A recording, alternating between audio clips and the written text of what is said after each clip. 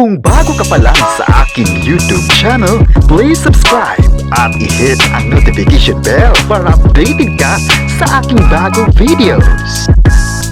Kim Chiu may pahayag na sa The Alibay. Netizens, bakit excited na sa kanila ni Paolo Avellino? Ang buong kwento, alamin!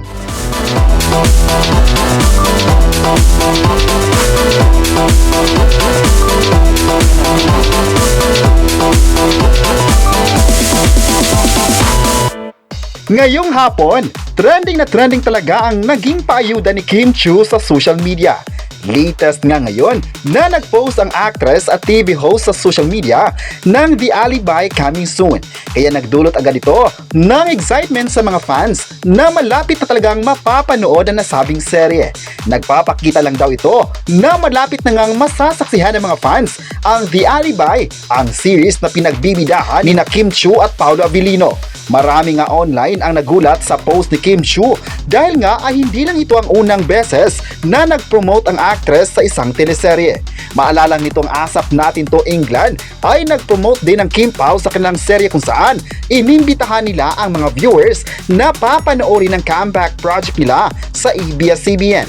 Isa na talagang pangmalakasang serye ito ng ABS-CBN kaya dapat aabangan ng lahat ng kapamilya.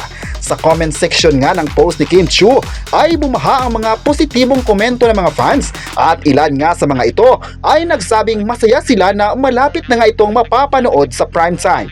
May nagsabi naman na grabe na talaga ang serye ni Kim at Paolo dahil hanggang ngayon ay inaabangan pa rito ng mga tao. Ibig sabihin lang nito na hindi nawawala sa puso ng mga fans at viewers ang tambalang Kim Pao. Sikat na sikat talaga ang Kim Pao sa ngayon dahil din sa kanilang kilig na ibinigay sa mga audience. Kahit sino ay excited na sa paparating na serye ng taon, ang The Alibay, na hindi lang mga Pinoy ang nag-aabang kundi pati mga international fans ay nakatutok na sa isang serye.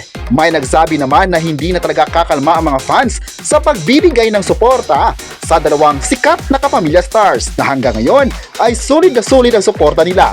May nagsabi naman na sana mapapanood na nila ito para exciting na sa bawat gabi ng primetime.